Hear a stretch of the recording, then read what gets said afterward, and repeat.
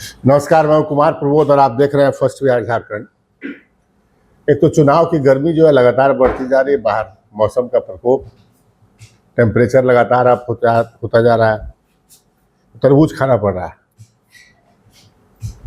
और तरबूज खाते खाते आपको इलेक्शन की कहानी जो बिहार की सियासत में हो रहा है वो आपको बताने बैठे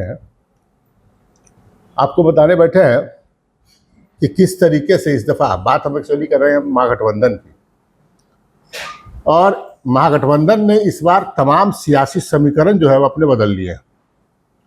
हमने पहले कहा कि इस दफ़ा महागठबंधन ने, खासकर आरजेडी ने, किस तरीके से कुशवाहा जाति के उम्मीदवारों को ज़्यादा तवज्जो दिया। आपने देखा कि 5 बार कह रहे थे कि 6 महागठबंधन से कुशवाहा जाति के उम्मीदवार आएंगे, तो 3 उम्मीदवार तो आ चुके हैं महागठबंधन आरजेडी की ओर से। एक CPI-ML यानी माले की ओर से राजाराम कुशवाहा, राजाराम सिंह लिखते हैं काराकाट से, और एक सीट खगड़िया सीट यादवों की परंपरागत सीट रही है, वहाँ पर CPM को सीट दे दी गई। कोई बड़ा जनाधार CPM का नहीं है, लेकिन लालू प्रसाद यादव ने इस शर्त पर सीट दी कि आप वहाँ से कुशवाहा उम्मीदवारों को खड़ा कीजिएगा, तो संजय कुमार वहाँ से लड़ रहे हैं। 5 उम्मीदवार तो हो गए और 6ठे उम्मीदवार की बात हो रही है। मोतिहारी सीट से आरजेडी देने को तैयार थी, लेकिन वो सीट VIP पार्टी के पास, मुकेश सहनी के पास चली गई है। मछली से लेकर नारंगी खाते खिलाते दिख रहे होंगे आपको। लेकिन आज हम बात करने बैठे हैं राजपूतों की, बाबू साहब की। हमारे साथ वरिष्ठ पत्रकार जो है राजीव रंजन है, ये भी समझाएंगे आपको कि क्या समीकरण इस दफ़ा आरजेडी और महागठबंधन ने बनाया है। उससे पहले हम आपको याद दिला दें तो 2020 के चुनाव में एक अलग परिप्रेक्ष्य में तेजस्वी प्रसाद यादव ने चुनावी जनसभा में बाबू साहब का जिक्र कर दिया था, और उसके बाद जो पूरे बिहार में सियासी बखेड़ा खड़ा हुआ था वो आपको याद होगा। तो राजीव जी, इस बार जो है तेजस्वी यादव ने एक तरीके से कह सकते हैं पूरी तरीके से पल्ला झाड़ लिया है बाबू साहब लोगों से।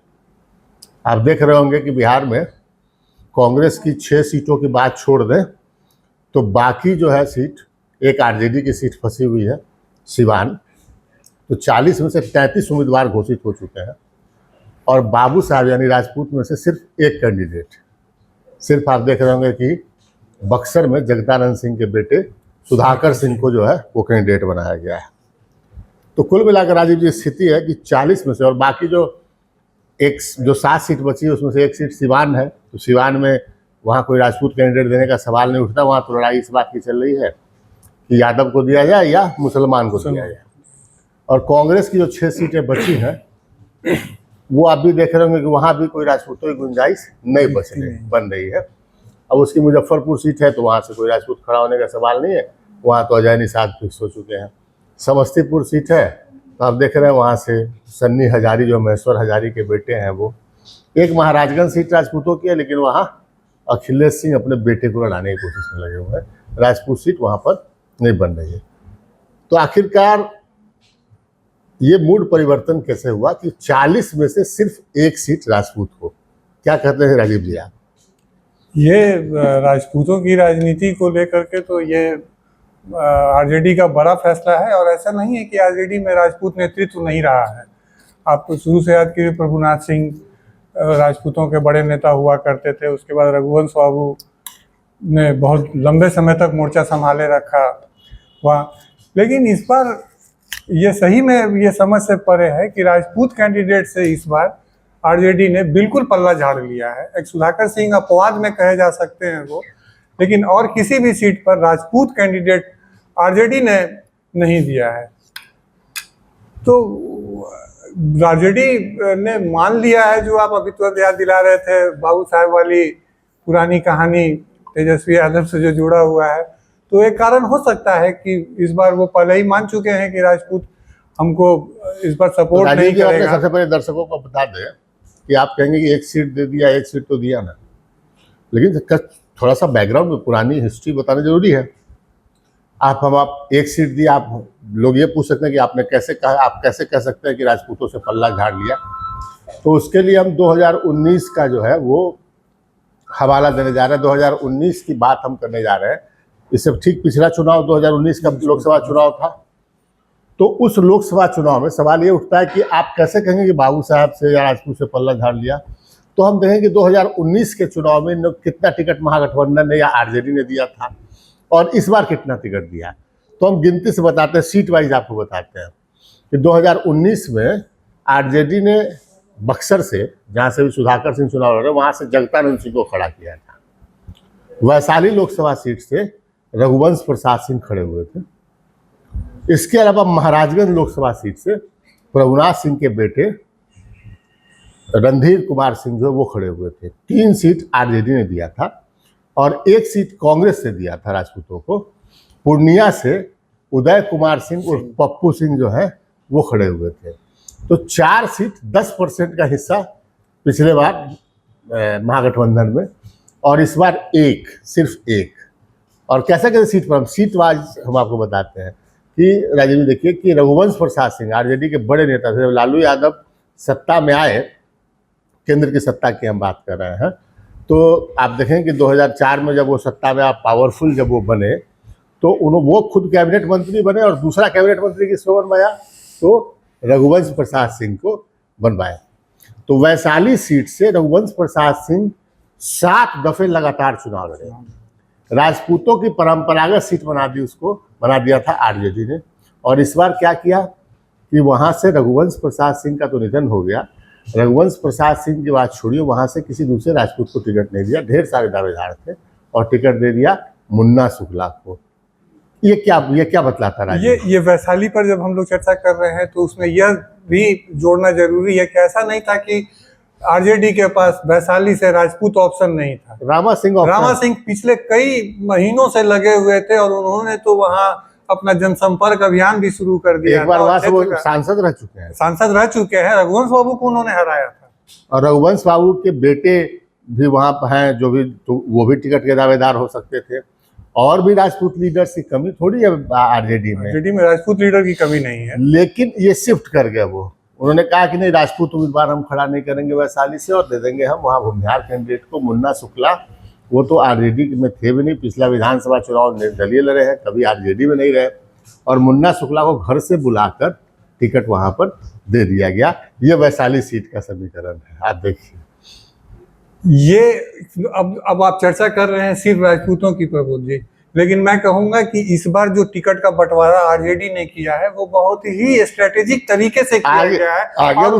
आगे बात करेंगे, लेकिन हम राजपूतों की बात करें कि देखिए वैशाली सीट, दूसरी सीट हम बता दें महाराजगंज की सीट।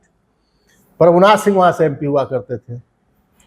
प्रभुनाथ सिंह के बाद उनके बेटे को टिकट वहाँ से मिलता था। इस बार की कहानी ये है कि प्रभुनाथ सिंह तो वैसे तो उम्र कैद की सजा काट रहे हैं, जेल में बंद है झारखंड में, लेकिन उन्होंने फोन तो रहता है हमारे पास, जो जानकारी आ रही है कि प्रभुनाथ सिंह ने खुद लालू प्रसाद यादव से फोन करके बात की थी कि आप इस बार आखिरी बार भी मेरे बेटे को टिकट दे दीजिए। और लालू यादव मान भी गए थे, लेकिन तेजस्वी यादव नहीं माने। और उन्होंने जब कांग्रेस से सीट का बंटवारा हो रहा था तो उन्होंने सीट महाराजगंज सीट कांग्रेस को दे दिया, इस शर्त के साथ, जो हमारे पास जानकारी है, इस शर्त के साथ कि आपको वहाँ पर राजपूत उम्मीदवार नहीं देना है। आप देखें कांग्रेस में राजपूत उम्मीदवार की चर्चा नहीं हो रही है महाराजगंज से। और वो गाहे बगाहे अगर थोड़ी बात होती है अखिलेश सिंह के बेटे की भी, तो वो भी अंदर खाने में इतना दबा है कि वो वहां से कोई विकल्प सामने नजर नहीं आ रहा है महाराजगंज से। तो ऐसे में इस बार राजपूतों से कहा जा सकता है कि आरजेडी ने एक तरह से पल्ला झाड़ लिया है। पूर्णिया सीट आप देख लीजिए, आप देखेंगे पूर्णिया सीट में वहाँ से पप्पू सिंह, जो उदय कुमार सिंह और पप्पू सिंह सांसद रह चुके हैं, बीजेपी के सांसद थे। इस दफा तस्वीरें आ रही थी कि उनके दरवाजे पर बीमा भारती भी जा रही है और पप्पू यादव भी जा रहे हैं। तो वहाँ से आरजेडी ने, पिछले दफा वो सीट कांग्रेस के पास थी, लेकिन इस दफा कांग्रेस के पास सीट वो इसलिए नहीं गई क्योंकि लालू यादव और तेजस्वी यादव की पहले से ये प्लानिंग थी, स्ट्रेटजी थी कि पप्पू यादव को हमको कांग्रेस से खड़ा नहीं होने देना है। तो वहाँ से क्या हुआ कि राजपूत जो उदय सिंह वहाँ से एमपी रह चुके, उनको तो टिकट नहीं मिला, बीमा भारती को टिकट वहां पर मिल गया, वो अति पिछड़ी जाति से आती है। तो 4 सीट कुल मिलाकर पिछले दफा महागठबंधन में, और इस दफा 1। क्या मतलब इसका निकाला जाए?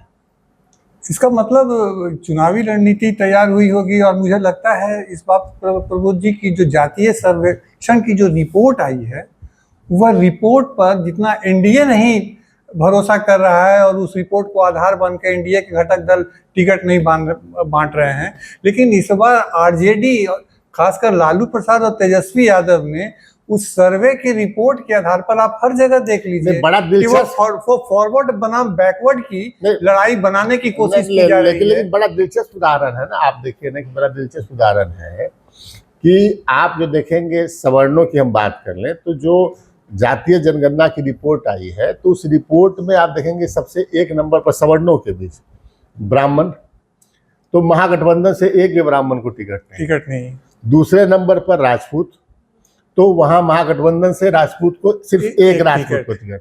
तीसरे नंबर पर भूमिहार, और 2 सीट अभी तक मिल चुकी है, तीसरी भी मिलने की उम्मीद है। 2 तो मिल चुकी है ना, एक मुन्ना शुक्ला को मिल चुका है आरजेडी की ओर से, और एक भागलपुर। आप देखेंगे जो कभी भूमिहारों की सीट रही नहीं, वहां से भागवत झा जाट से लेकर प्रभात शिवाजी तक, अगर सवर्णों की बात करें तो वो जीत के आए हैं। इसके अलावा वहां से पिछड़े जीत के आए हैं। चुनचुन यादव वहां से कई दफ़ा एमपी रहे, वहाँ से शहनवाज हुसैन एमपी रहे, सुशील कुमार मोदी एमपी रहे वहाँ से, लेकिन एक दफ़ा भी भूमिहारों की सीट वो नहीं रही। वहाँ से कांग्रेस ने, वहाँ से और हमारी जानकारी है कि आरजेडी ने कहा कांग्रेस को कि आप वहाँ अजीत शर्मा या अजीत शर्मा की बेटी नेहा शर्मा, वो जो फिल्म कलाकार है, उसको आप चुनाव लड़वाइए। तो तीसरे नंबर पर हम ये कह रहे हैं कि जो सवर्णों में सबसे ज़्यादा ब्राह्मण, उसको एक भी सीट नहीं। दूसरे नंबर पर राजपूत, उसको 1 सीट, महागठबंधन का इक्वेशन बता रहे हैं। और तीसरे नंबर पर जो ब्राह्मण, उसमें फिर आप देख रहे हैं कि 2 सीट तो मिल चुकी है, 2 तो टिकट मिल चुका है। तीसरे की बात भी आप कर लिए, हो सकता है कि तीसरा उम्मीदवार ही महाराजगंज से वह सामने आ जाए। वैसे अखिलेश सिंह है, अखिलेश सिंह की वीआईपी पार्टी से बातचीत हो रही। पिछली दफा भी उनके बेटे मोतिहारी से चुनाव लड़े थे और मोतिहारी से चुनाव हारे थे काफ़ी वोट से, लेकिन तीसरा उम्मीदवार भी आ जाएगा, ये लगभग तय लग रहा है। तो ये इस तरीके से कौन सी सोशल इंजीनियरिंग है, ये समझ से परे की जो सोशल इंजीनियरिंग उन्होंने कुशवाहा जाति पर की, वो समझ में आई बात कि सोशल इंजीनियरिंग उन्होंने कुशवाहा जाति पर की। 5 उम्मीदवार अब तक खड़ा कर चुके हैं। आरजेडी ने खुद नवादा से, औरंगाबाद से, माफ करेंगे उजियारपुर से 3 दिया।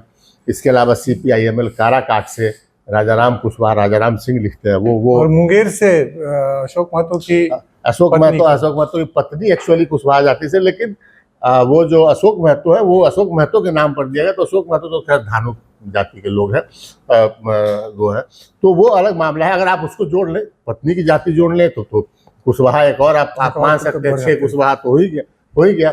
तो ये कुल मिलाकर स्थिति है यहाँ पर कि बाबू साहब लोगों को लगता है, तेजस्वी यादव, लालू प्रसाद यादव को लग रहा है कि हम कितना भी उम्मीदवार खड़ा कर दें, वोट हमको नहीं मिलने वाला, इसलिए उम्मीदवार खड़ा करने का मतलब क्या है? वो पहले से वो कंसीड कर चुके हैं, मान चुके हैं कि इस बार हमको फॉरवर्ड का वोट मिलना नहीं है। और इसमें एक जाति की बात, हम सवर्णों में एक जाति की बात हम भूल रहे हैं। भाजपा ने तो एक सवर्ण, एनडीए से एक सवर्ण पटना से रविशंकर प्रसाद दिख रहे हैं, लेकिन महागठबंधन तो मुझे तो कोई ऐसा भी नहीं लगता है कि कोई कास्ट नेता भी कहीं सामने दिखता होगा। नेता तो पहले से कास्टों की राजनीति बीजेपी के इर्द गिर्द सिमटी हुई है। और लेकिन हमने कहा कि जिसकी सवर्णों में सबसे ज्यादा जनसंख्या है, जो जातिगत जनगणना रिपोर्ट है वो ब्राह्मणों की है, तो ब्राह्मण एक भी उम्मीदवार नहीं। और आप देखिए कि जो सीट जो है, मतलब बेतिया या वाल्मीकि नगर, ये सब सीट जो हुआ करती है ब्राह्मणों की, वहाँ पर कौन कौन उम्मीदवार खड़े हो रहे हैं आप देख रहे हैं। वहाँ पर बेतिया तो खैर कांग्रेस के हवाले है, और वाल्मीकि नगर से उन्होंने दीपक यादव को चुनाव मैदान में उतार दिया।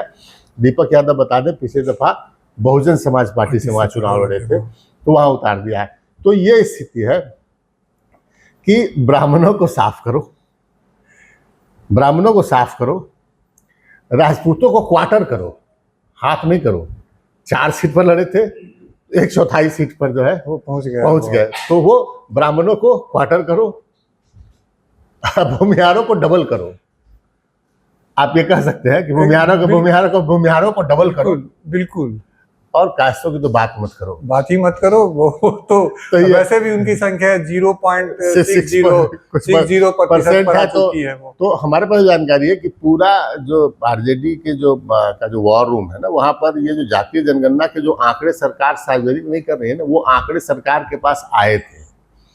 तो सरकार सार्वजनिक, सरकार ने नहीं किया, सरकार ने ओवरऑल एक पूरे बिहार का सार्वजनिक कर दिया, लेकिन हर ब्लॉक वाइज रिपोर्ट आई थी जाति जनगणना की, और वो रिपोर्ट आरजेडी के पास है, और उस रिपोर्ट के आधार पर सारा मंथन हुआ है।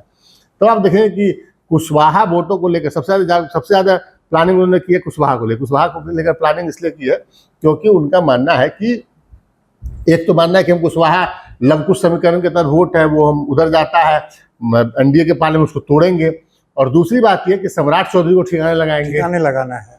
सम्राट चौधरी जो लगातार जो हमलावर बने हुए हैं आरजेडी परिवार पर और लगातार जो बयानबाजी कर रहे हैं, तो उनको बौखलाहट में ला दिया है आज लालू प्रसाद यादव और तेजस्वी यादव ने।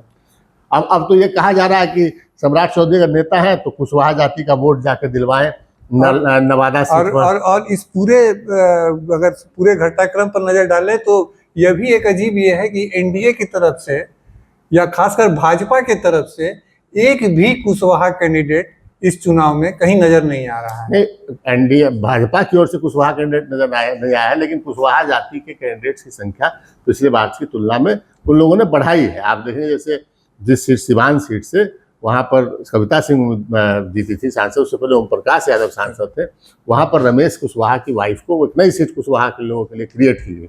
संतोष कुशवाहा को आप देख रहे हैं, बड़ी एंटी इनकम्बेंसी वहाँ पर उनके खिलाफ बड़ी नाराजगी रही है मुंगेर, माफ करेंगे पूर्णिया क्षेत्र में, लेकिन उनसे फिर से उनको रिपीट किया गया है। काराकाट में उपेंद्र कुशवाहा जो है वो चुनाव लड़ रहे हैं, तो संख्या बढ़ाई गई है। एक आप कहें कि नई सीट कुशवाहा जाति के लिए क्रिएट की गई है। हम ओवरऑल एनडीए की बात करें तो बीजेपी ने कुशवाहा जाति का एक भी कैंडिडेट नहीं दिया। सम्राट चौधरी के प्रदेश अध्यक्ष रहते हुए भी अगर उनकी पार्टी को एक भी कुशवाहा उम्मीदवार नहीं उतारती है तो ये तो सीधा सवाल हमने बात सम्राट चौधरी से हमने इससे बीजेपी नेताओं से बात की थी, तो बीजेपी नेताओं का कहना है कि जब सम्राट जब हमने डिप्टी सीएम ही बना दिया तो और क्या चाहिए। हमने बात किया था कि भाई आपने तेली जाति के उम्मीदवार का टिकट काट दिया, जो सुनील कुमार पिंटू वहाँ पर, हालांकि वो जेडीयू के से थे, लेकिन वहाँ पर काट के ब्राह्मण को खड़ा कर दिया। आपने रमा देवी वैश्य को काट कर आपने वहाँ पर जो है वो राजपूत उम्मीदवार जेडीयू का चला आया।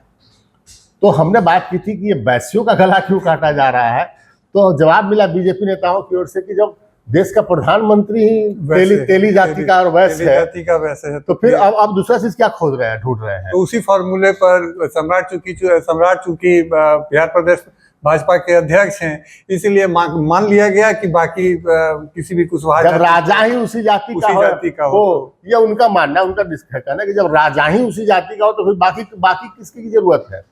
तो ये स्थिति यहाँ पर है। हालांकि लालू प्रसाद यादव उस फॉर्मूले पर नहीं चले। राजा तो उनकी पार्टी में लालू प्रसाद यादव तेजस्वी यादव है, लेकिन आपने देखा कि 22 में से 8 यादव जाति के उम्मीदवारों को उन्होंने टिकट दिया। उसके अलावा आप देखेंगे एक वहां पर आप देख सकते हैं दूसरी बात कि मुस्लिम उम्मीदवार जो है आरजेडी ने मुसलमानों का भी थोड़ा जो है कट साइज किया है मुसलमान उम्मीदवारों का। आप देख सकते हैं कि पिछली दफा आप देखेंगे कि आरजेडी की ओर से 3 उम्मीदवार खड़े किए गए थे। मुस्लिम की बात हम करें तो इस बार सूची में 2 ही नाम नजर आ रहा है।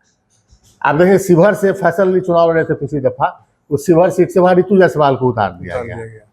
इसके अलावा आप देखेंगे दरभंगा से अब्दुल बारी सिद्दीकी चुनाव लड़े थे, तो वहां से अब इस बार दरभंगा तो ललित यादव को दिया गया है, लेकिन बगल के मधुबनी सीट से वहां पर जो है वो दे दिया गया अली असरफ फातमी को टिकट दे दिया गया है। और इसके बाद जो सरफराज जो चुनाव लड़ते हैं तस्लीमुद्दीन के बेटे, उनको टिकट दे दिया गया है। तो 3 टिकट है, लेकिन 2 टिकट आप कह सकते हैं कि वो कांग्रेस की ओर से भी मुसलमानों को दिया गया। एक अनवर और एक परंपरागत जो उनका किशनगंज जहाँ सांसद सिटी है। तो 5 सीट कुल मिला के मिली है मुसलमानों को महागठबंधन की ओर से। लेकिन आरजेडी में जो हिस्सा मिलना चाहिए, MY समीकरण की जो बात वो कर रहे थे, तो Y8 M2 ये थोड़ा खटक रहा है मुसलमानों को। तो इस बार तो तेजस्वी पटना की रैली में पहले ही कह चुके थे कि हम सिर्फ माई की राजनीति नहीं करते हैं, हम इस बार बाप की भी राजनीति करने वाले हैं। तो वो जो माई की राजनीति से बाप की राजनीति पर जो आरजेडी आ रही है, उसका ये पहली झलक तो भी हो सकती है। बाप में उन्होंने एम का जो है एम को छोटा कर दिया, कट साइज कर दिया। तो अब इस पर हम लोगों को ध्यान देना होगा कि अब माई की नहीं बाप की राजनीति शुरू हुई है राजद। तो बाप की राजनीति, वाई तो यथावत है, वाई यथावत है। वाई बढ़ भी बढ़ भी गया, वाई बढ़ भी गया, 8 सीट पर चले आए। एम जो है वो खत्म हो गया, वो एम खत्म हो गया। तो एम जो है वो 3 से 2 पर चला आया। आरजेडी में 3 था, वो 2 पर चला आया। तो बाप की राजनीति में नुकसान। और सिवान जो लंबे समय से राजद का एक मुस्लिम कैंडिडेट के लिए उसका एक परंपरागत सीट हो चुका था राजद के लिए, लेकिन हमारे पास जो जानकारी है सिवान में वो एम को नहीं उतारने जा रहे हैं। वाई को मौका मिल सकता है, एम को उतारने नहीं जा रहे हैं। जिस इस बात पर चली, दरअसल एक्चुअली होता है क्या कि अखबारों में जो खबर छपती है और ये कयासों अटकलों अफवाहों पर खबर छपती है, वाई जो है ना, वाई से कोई मतलब नहीं है। चूंकि वाई का मतलब एम से कोई मतलब नहीं है। एम चूंकि वहां पर एकमात्र आदमी हिना साहब, और हिना साहब का कोई संपर्क तेजस्वी यादव या लालू प्रसाद यादव से है नहीं, तो बिना संपर्क के वो टिकट कैसे दे देंगे। और हिना साहब ने खुद घोषणा किया है कि मैं निर्दलीय लड़ जाऊंगी, आरजेडी से चुनाव नहीं लड़ूंगी, और ना कोई संपर्क है। क्योंकि उनके मन में मलाल है कि जब मेरे परिवार पर इतना सब कुछ हुआ, मेरे बेटे को जेल जाना पड़ा और तमाम सब कुछ हुआ, एक बार भी किसी ने हमसे कुछ पूछा नहीं। तो ये स्थिति वहाँ पर है। तो वहाँ पर एम के चांसेस है नहीं कुल मिलाकर। अटकलों का कयासों पर अफवाहों पर जो खबर चला रही, लेकिन एम के की संभावना जो वहाँ पर दिखती नहीं है। तो कुल मिलाकर हम ये कह सकते हैं, जो हम आपको बताने बैठे थे, कि बाबू साहब से जो है, राजीव जी, बाबू साहब से भरोसा टूट चुका है आरजेडी का। और इसका नतीजा ये हुआ कि आप देख सकते हैं कि एक बाबू साहब को जो है वो टिकट मिला। राजपूत जाति की बात करें, ठाकुरों की बात करें, एक मतलब उसके अगेंस्ट आप जाके देखें कि एनडीए में क्या मिला, तो 5 राजपूतों को टिकट तो से सिर्फ बीजेपी ने दिया है। आरा से राजकुमार सिंह आरा से है, फिर आप देख लें कि मतलब आप मोतिहारी से हैं, जनार्दन सिंह सिग्रीवाल है, राजीव प्रताप रूड़ी है, सारण से। कुल मिलाकर 5 सीट आप बीजेपी ने दिया है और एक जेडीयू ने दिया है, एक चिराग पासवान की पार्टी ने दिया है, उन्होंने भी 1 सीट दिया है। तो कुल मिला के 8 सीट जो है वो वहाँ आपको राजपूतों को मिलते दिख रहा है। वहाँ जो है वो आप एनडीए में आप कहें तो, और दूसरी ओर आप देख लें कि वहाँ पर 1 सीट, ये स्थिति है यहाँ पर। तो ये कुल मिलाकर जो है हम सियासी समीकरण जो है वो आपको बता रहे हैं, समझा रहे हैं कि अब ये आरजेडी या महागठबंधन को लग रहा है कि राजपूतों को भरोसा करके हमको बहुत कुछ हासिल होने वाला नहीं है। और इस बार उन्होंने एक प्रयोग किया है, प्रयोग बड़ा किया है। वो प्रयोग हम कल समझाएंगे आपको। रोज़ एक ही बार में सब बता दें तो फिर दिक्कत हो जाएगी ना। कल समझाएंगे, नया प्रयोग उसने किया है। और वो प्रयोग जो है वो अगर सफल हो गया तो आगे आने वाले दिनों में राजनीति नई करवट ले सकती है। लेकिन फिलहाल तो हम ये बता रहे हैं आपको कि बाबू साहब पर आरजेडी को भरोसा नहीं है, महागठबंधन को भरोसा नहीं है। ब्राह्मणों की बात हमने कर ली कि सबसे ज़्यादा उनका वोट है सवर्णों में, उनकी तादाद है, और उस पर तो साफ भरोसा नहीं। तो मैंने ब्राह्मण को साफ करो, राजपूत को हाफ नहीं क्वार्टर कर दो। क्वार्टर जो फुल बोतल था ना उसको पौवा कर दिया, और कायस्थ को साफ कर दो। कायस्थ तो साफ ही हो गया, भूमिहार को डबल कर दिया। तो ये स्थिति है। अब आगे जो राजनीति की दिशा दशा होगी फिर से हम लोग बताएंगे। फिलहाल हमें दीजिए इजाजत, नमस्कार।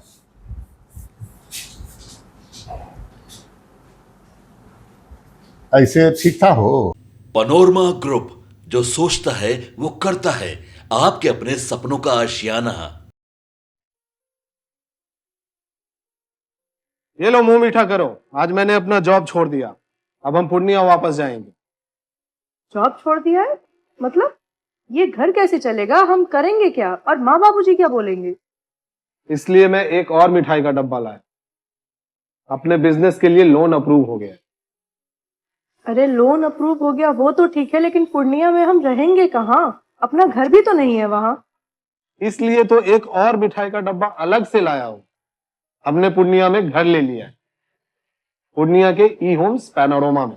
पूर्णिया में पैनोरमा ग्रुप लेकर आए हैं ई होम्स पैनोरमा, बड़ा घर, आलीशान जिंदगी और अत्याधुनिक सुविधाओं के संग। अरे अरे, अब क्यों मुंह मीठा करवा रही हो? क्योंकि हम घर वापसी जो कर रहे हैं। घर वापसी की खुशी पूर्णिया में ई होम्स पैनोरमा के संग। ई homes panorama, luxurious lifestyle redefined.